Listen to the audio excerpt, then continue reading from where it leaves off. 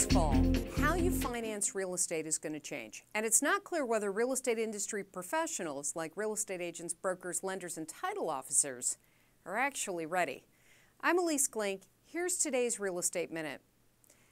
I want everybody who's watching this to get ready for TILA-RESPA, or TILA-RESPA, depending on how you pronounce it, which may be the acronym to end all acronyms in real estate. It stands for the Truth-In-Lending Act / Real Estate Settlement Procedures Act, Integrated Mortgage Disclosures. See? You may also see the acronym TRID, T-R-I-D, refer to this as well. Okay, so here's the good news, is it's not going to affect you yet.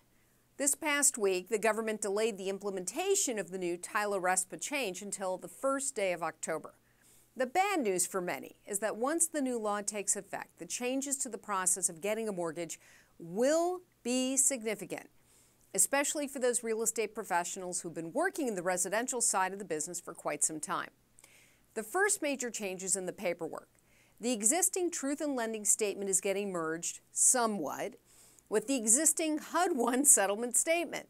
And what does this mean for most home buyers or mortgage borrowers? Closing agents, title companies, and closing attorneys will now deliver something called a closing disclosure statement to the borrower. The closing disclosure statement is a 5-page form that combines many aspects of the Truth-In-Lending form and the old HUD-1 settlement statement, also affectionately known as the RESPA statement. Now, in addition to the closing disclosure statement that is given to the borrower and not to the seller, the buyer and the seller will then sign a settlement statement.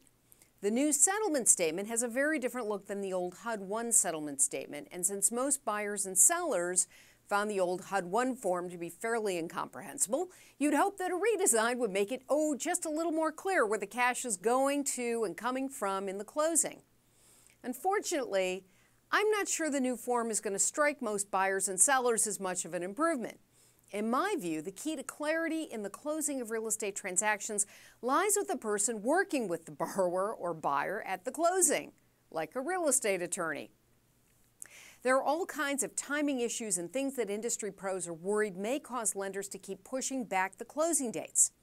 As the summer continues, you can bet I'm going to have a whole lot more to say on this issue, particularly as we get close to the October 1st deadline. That's because anybody who's now going to be closing at the end of September faces a real issue with timing. If you get to, say, September 30th or September 29th, and suddenly the lender tells you that the closing is being pushed to October 5th, you may find that in addition to that, there's a whole long disclosure process that you now have to go through that you didn't have to go through if you actually managed to get the deal closed in September.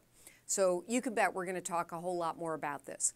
Feel free to reach out with questions on Twitter during our Twitter chat on June 25th at Glink or questions@thinklink.com. I'm Elise Glink. Thanks for watching. See you Thursday for our Twitter chat, #TRIDCHAT.